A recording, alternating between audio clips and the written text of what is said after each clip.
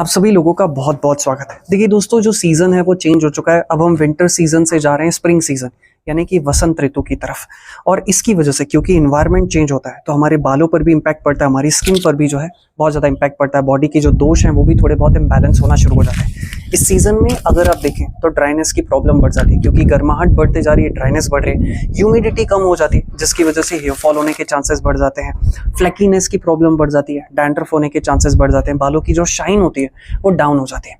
ऐसे में आज की इस वीडियो में हम डिस्कस करेंगे कि इस सीजन में जो इन्वायरमेंट में चेंज होते हैं उससे हमारे बालों को इम्पैक्ट नहीं पहुंचना चाहिए, हमारे बाल ज़्यादा नहीं झड़ने चाहिए। तो आज की इस वीडियो में मैं आपको बताऊंगा सबसे पहले कि इन्वायरमेंट में कौन कौन से चेंजेस होते हैं जिसकी वजह से आपको बालों से रिलेटेड कौन कौन सी प्रॉब्लम हो सकती है। दूसरा, इस सीजन में हमारी बॉडी में कौन से दोष इम्बैलेंस होते हैं। ये दोष वाला कॉन्सेप्ट हो सकता है कुछ लोगों को नहीं पता हो, बट आप देखते रहेंगे तो आपको समझ में आ जाएगा।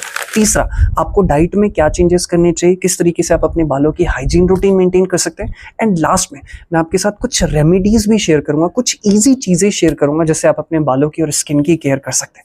अगर आप इंटरेस्टेड हो, आइए शुरू करते हैं।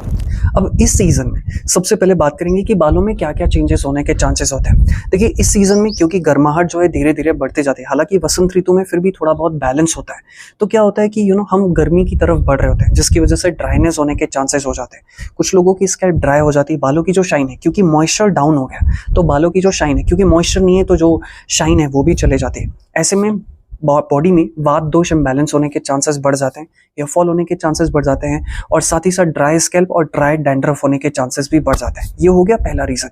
दूसरा, कुछ लोगों की बॉडी में, जिनकी बॉडी में पित्त दोष या कफ दोष ज्यादा होता है, ऐसे लोगों को ऑयल यानी स्कैल्प में ऑयल ज्यादा हो जाता है, जिसकी वजह से ऑयली स्कैल्प होती है और अल्टीमेटली हेयर फॉल या हेयर थिनिंग होने के चांसेस होते हैं। तो ये मेन रीजन है इस सीजन में हेयर फॉल या हेयर थिनिंग होने का। और तीसरी बहुत इंपॉर्टेंट चीज, इस सीजन में अगर आप देखें तो हेयर ग्रोथ भी बहुत हद तक इम्पैक्टेड हो जाती है। मतलब और सीजन में अगर आपके बाल प्रॉपर्ली ग्रो कर रहे हैं, वो जिस फ्रीक्वेंसी से ग्रो कर रहे हैं, इस सीजन में थोड़ा बहुत उन पर इम्पैक्ट पड़ जाता है। गर्माहट की वजह से, इन्फ्लेमेशन, गर्मी की वजह से बॉडी इन्फ्लेम्ड हो जाती है, उसकी वजह से जो हेयर ग्रोथ की जो साइकिल होती है वो भी इम्पैक्ट हो जाती है। दूसरी चीज, इस सीजन में सबसे ज्यादा कौन सा दोष इम्बैलेंस होता है, जैसा कि मैंने आपको बताया कि इस सीजन में ड्राइनेस की प्रॉब्लम बढ़ जाती है। ऐसे में जो सबसे मेजर जो दोष होता है, जो बॉडी में इम्बैलेंस होता है, वो होता है वात दोष। वात दोष इस सीजन में सबसे ज्यादा इम्बैलेंस होता है। और साथ ही साथ क्योंकि गर्माहट भी धीरे धीरे बढ़ना शुरू हो जाती है, तो वात दोष और पित्त दोष ये सबसे ज्यादा जो है इम्बैलेंस हो जाते हैं इस सीजन में।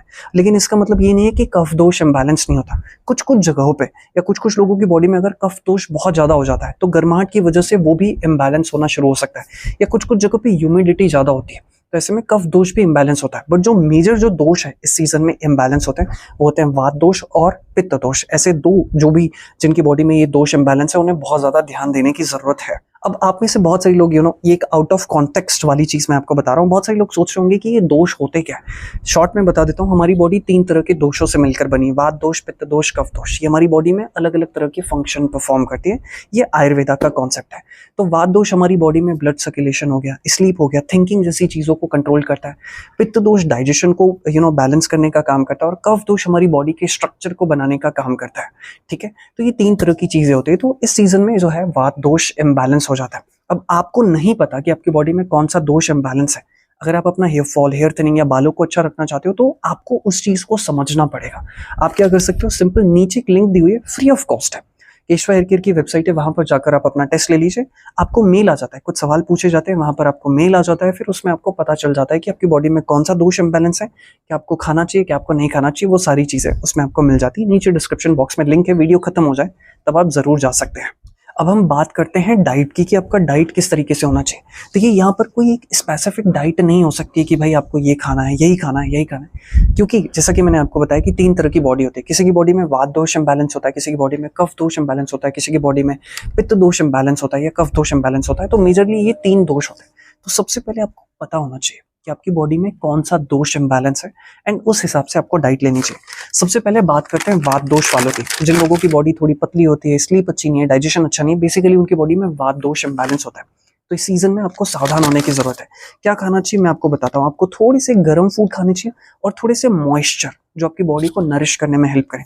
जैसे कि आपको इस सीजन में घी वाली चीज़ें, थोड़ी सी हेल्दी ऑयली वाली चीज़ें हो गई, नट्स वाली चीज़ें हो गई, ये आपको ज़्यादा खाना चाहिए। हाइड्रेटिंग वाली चीज़ें जैसे कि मेलॉन्स हो गया, तरबूज हो गया, खरबूजा हो गया, ग्रेप्स हो गया, ये हाइड्रेट करती हैं बॉडी को, ऐसी चीज़ें आपको ज़्यादा खानी चाहिए। साथ ही साथ वात दोष को बैलेंस करने के लिए कुछ हर्ब्स होती है, जैसे कि तुलसी हो गया, जिंजर हो गया, पुदीना हो गया, ये हर्ब्स या फिर इनका जो काढ़ा होता है या जो चाय होती है वो आपको ज़रूर ऐड करनी चाहिए। ये है वात दोष वालों के लिए। सेकंड चीज़, पित्त दोष वालों को। पित्त दोष वालों को क्या खाना चाहिए? पित्त दोष वालों को कूलिंग चीज़ें ज़्यादा खानी चाहिए, क्योंकि धीरे धीरे गर्माहट बढ़ती है। कूलिंग चीज़ें जैसे कि आपको सैलेड ज़्यादा खाना चाहिए, कुकुम्बर हो गया, कोकोनट हो गया, नरिशिंग फूड हो गया, ये आपको ज़्यादा खाना चाहिए। आप कर्ड ले सकते हैं, आप चाहे तो छाछ ले सकते हैं। इनकी जो तासीर होती है वो थोड़ी ठंडी होती है, तो वो आप ले सकते हैं। और भी बहुत सारी चीज़ें होती हैं, शायद मैं अभी फ़िलहाल रिमेंबर नहीं कर पा रहा हूँ, तो ये चीज़ें आपको ज़्यादा खानी चाहिए। और पित्त दोष वालों के लिए मैं कहना चाहूँगा कि आपको स्पाइसी फूड बहुत कम खाना चाहिए, ज़्यादा चटपटा और बाहर का फूड नहीं खाना चाहिए, क्योंकि इसकी वजह से बॉडी में गर्माहट बढ़ेगी और आपकी बॉडी में पित्त दोष इम्बैलेंस होगा। तीसरा, जिनकी बॉडी में कफ दोष इम्बैलेंस है, ऐसे लोगों को होल ग्रेन्स वाली चीज़ें खानी चाहिए। जैसे कि आप इस सीज़न में जौ खा सकते हैं, ज्वारी खा सकते हैं, मूंग हो गया, मूंग बीन्स हो गए, वो आप खा सकते हैं, दालें हो गई, ग्रीन वेजिटेबल्स हो गए, या जो फ्रूट्स हो गए जो ज़्यादा खट्टे नहीं हैं या फिर ज़्यादा मीठे नहीं होते, ऐसी चीज़ें आपको ज़्यादा खानी चाहिए। कोकोनट आपको पीना चाहिए, कोकोनट का जो वाटर है वो आपको पीना चाहिए। तो ये चीज़ें आपको ध्यान में रखनी चाहिए। और साथ ही साथ जिनकी बॉडी में कफ दोष इम्बैलेंस है, उन्हें ज़्यादा मीठा नहीं खाना चाहिए, और बाहर की चीज़ें तो आपको बिल्कुल कम खानी चाहिए, नहीं खानी चाहिए। तो इस चीज़ का आपको ध्यान रखना है। अब देखिए, यहाँ पर तो मैंने आपको शॉर्ट में बताया कि भाई वात दोष को क्या खाना चाहिए, पित्त दोष को क्या खाना चाहिए। हमने इसका फुल प्रूफ डाइट प्लान तैयार किया हुआ है, बेसिक डाइट प्लान जो ऑलमोस्ट हर कोई फॉलो कर सकता है, और वो डाइट प्लान आपको फ्री ऑफ कॉस्ट मिल जाएगा। अगर आप चाहते हैं कि आपको डाइट प्लान चाहिए तो आप इस नंबर पर कांटेक्ट कर सकते हैं। आपको एक प्रॉपर सुबह, दोपहर, शाम क्या खाना चाहिए, क्या नहीं खाना चाहिए, वो सारी चीज़ें आपको मिल जाएगी। यहाँ पर तो सिर्फ मैंने आपको आइडिया देने के लिए जो चीज़ें खानी चाहिए और जो चीज़ें नहीं खानी चाहिए वो बताई है सिर्फ। पांचवी चीज़, अब बात करते हैं कि बालों की हाइजीन को किस तरीके से आप मेंटेन करें। देखिए, दो तीन चीज़ें आपको ध्यान में रखनी चाहिए। इस सीजन में अगर आप देखें तो गर्माहट बढ़ जाती है, स्कैल्प ड्राई हो जाती है, ये बात आपको भी पता है जो मैंने आपको पहले बताई, और उसकी वजह से पसीना भी बहुत आता है। ऐसे में स्कैल्प की हाइजीन पर ध्यान देना बहुत ज़्यादा ज़रूरी है। तो आपको हफ्ते में 2 से 3 बार शैम्पू ज़रूर करना चाहिए, बट इस चीज़ का भी ध्यान रखना कि आपकी स्कैल्प ड्राई नहीं हो जाए। कुछ लोग अगर ज़्यादा ऑयल शैम्पू करेंगे तो स्कैल्प ड्राई होने के चांसेस है, इसलिए मिनिमम 2 से 3 बार शैम्पू ज़रूर करें, ताकि वो जो जो पसीना है, जो गंदगी है, वो रिमूव हो जाए। इस चीज़ का आपको ध्यान रखना चाहिए। और किसी नेचुरल शैम्पू का आप इस्तेमाल करो। सबसे अच्छा शैम्पू अगर मैं कहूँ आंखें मूंद करके जिस पर आप विश्वास कर सकते हैं, वो केशवा का 360 हेयर शैम्पू। इसलिए नहीं कह रहा हूँ कि मैं इस कंपनी में काम करता हूँ या इस ब्रांड का जो है यहाँ पर हम काम करते हैं, बट द थिंग इसके से इसी तरीके से फॉर्मुलेट किया गया है कि सभी लोग इसका इस्तेमाल कर सके। नेचुरल है, कोई पैराबेन नहीं, कोई अल्कोहल नहीं, किसी सल्फेट का इस्तेमाल नहीं किया गया है, तो आप इसका इस्तेमाल ज़रूर करें। साथ ही साथ कुछ एडिशनल ऑप्शंस भी मैं आपको बताना चाहूँगा। आप ACV, एप्पल साइडर विनेगर हो गया, या आंवला जूस हो गया, या नीम का पानी जो होता है उसका भी इस्तेमाल कर सकते हैं अपने बालों को वॉश करने के लिए। तो महीने में 2-3 बार आप कभी नीम के पानी से भी वॉश कर सकते हो। आंवला जूस हो गया, या फिर आप चाहो तो ACV, एप्पल साइडर विनेगर, इससे भी आप अपनी स्कैल्प को वॉश कर सकते हो। ये आपकी स्कैल्प के pH को बैलेंस करने में बहुत ज़्यादा मदद करेगा। साथ ही साथ क्योंकि बाल ड्राई हो जाते हैं, ऐसे में ऑयलिंग करना बहुत ज़्यादा ज़रूरी है। तो ऑयल करने के लिए कुछ नेचुरल ऑप्शन सबसे पहले मैं आपको बता दूं, आर्गन ऑयल हो गया, सबसे बेस्ट हो गया। एलमंड ऑयल हो गया, ये भी बेस्ट है। सीसमे ऑयल हो गया, ये भी बेस्ट है। ये तीनों में से कोई भी ऑयल आप यूज़ कर सकते हो। नहीं तो अगर आप थोड़ा हेयर ग्रोथ को बूस्टअप करना चाहते हो, या चाहते हो कि आपका हेयर फॉल कंट्रोल हो, तो आप केशवा का जो ये हेयर नरिशिंग ऑयल है ये आप इस्तेमाल कर सकते हो। इसमें आर्गन ऑयल है, इसमें ब्राह्मी है, इसमें जटामासी है। ये ओवरऑल आपकी स्कैल्प में pH को भी बैलेंस करेगा, बालों को नरिश करेगा, और हेयर ग्रोथ में भी बहुत सपोर्ट करेगा, क्योंकि इसमें सारे जो ऑयल्स हैं उन्हें इस तरीके से कंबाइन किया गया है कि वो आपके ओवरऑल हेयर की हेल्थ को इंप्रूव करने में हेल्प करे। तीसरी और बहुत इंपॉर्टेंट चीज़ जो कि सबसे इंपॉर्टेंट है, देखिए हमारे जो बाल होते हैं ना, वो हम क्या खा रहे हैं, हमारा लाइफस्टाइल कैसा है, हमारी स्लीप पैटर्न कैसी है, उस पर डिपेंड करता है। तो आपका खाना बहुत इंपॉर्टेंट रोल प्ले करता है। आफ्टर ऑल ये हमारा जो शरीर है, हमारे बाल हैं, हमारे नेल्स हैं, बने किसके, जो हम खा रहे हैं उसी न्यूट्रिशन से तो मिलकर बने। बालों को अगर अच्छा रखना है इस सीजन में, क्योंकि कंटिन्यूसली पसीना आता है, तो हमारी बॉडी में जो इलेक्ट्रोलाइट्स होते हैं, जो न्यूट्रिशन होते हैं, वो बहुत जल्दी लूज हो जाते हैं। ऐसे में कुछ स्पेसिफिक न्यूट्रिशन जैसे कि अमीनो एसिड्स आपकी बॉडी में जाने चाहिए, ओमेगा आपकी बॉडी में जाना चाहिए, वो हार्मोन्स को बैलेंस करने में मदद करेंगे। और साथ ही साथ मल्टीविटामिन्स आपकी बॉडी में, अलग अलग तरह के विटामिन्स, मिनरल्स जाने चाहिए। जिंक हो गया, आयरन हो गया, ये आपकी बॉडी में जरूर जाने चाहिए। ऐसे में सबसे अच्छा स्रोत क्या है, आप अपनी डाइट को अच्छा रखो। हम आपको free of cost diet plan देंगे, उसमें हम सारे न्यूट्रिशन को बैलेंस करके चलेंगे। साथ ही साथ अगर आपको थोड़ा एक्स्ट्रा हेयर फॉल होता है, या आपको लग रहा है कि यार मुझे थोड़ा जल्दी कंट्रोल करने की जरूरत है, तो आप केशवा का हेयर न्यूट्रिशन टैबलेट भी ले सकते हो। इसमें हर वो न्यूट्रिशन है, और जिस मात्रा में आपको जाना चाहिए, कौन से न्यूट्रिशन एक साथ लिए जा सकते हैं, वो सारे न्यूट्रिशन जो आपके हेयर फॉल को कंट्रोल करने में मदद करेंगे। इसमें अमीनो एसिड्स भी है, ओमेगा भी है, और ऐसी हर्ब्स हैं जो कि आपके हेयर फॉल को कंट्रोल करने में मदद करेंगे। इसकी सबसे अच्छी बात ये कि आपकी बॉडी में चाहे वात दोष इंबैलेंस हो, कफ दोष इंबैलेंस हो या पित्त दोष हो, ये तीनों ही दोषों को बैलेंस करने में आपकी बहुत ज़्यादा मदद करेगा। तो मैं ये नहीं कह रहा हूँ कि ये न्यूट्रिशन लेना बहुत ज़्यादा ज़रूरी है, बट अगर आपको लग रहा है कि आपको थोड़ी सी एक्स्ट्रा केयर की ज़रूरत है, आप अपने हेयर फॉल को थोड़ा जल्दी कंट्रोल करना चाहते हैं, तो ये टैबलेट आपको बहुत मदद करेगी। एक चीज़ मैं यहाँ पे कहना चाहूँगा, मैं ये नहीं कह रहा हूँ कि ये टैबलेट खाने से आपका हेयर फॉल कंट्रोल हो ही जाएगा। आपको थोड़ा सा समय देना पड़ेगा, अपनी लाइफस्टाइल पर भी काम करना पड़ेगा, अपनी स्लीप पैटर्न को भी करेक्ट करना पड़ेगा। अदरवाइज अगर वो ठीक नहीं है तो ये टैबलेट भी आपका कोई काम नहीं कर पाएगी। ये सपोर्ट करने के लिए टैबलेट है, तो आप इसे चाहें तो ले सकते हैं, नहीं तो अगर आपको ज़रूरत नहीं है तो कोई इशू नहीं है। अब सारी बेसिक चीज़ें मैंने आपको बता दी, इस सीज़न में क्या प्रॉब्लम होती है, किस तरीके का डाइट लेना चाहिए, हाइजीन रूटीन आप कैसे मेंटेन कर सकते हो, वो चीज़ें मैंने आपको बता दी। कुछ 2-3 रेमेडीज़ मैं आपको बताना चाहता हूँ।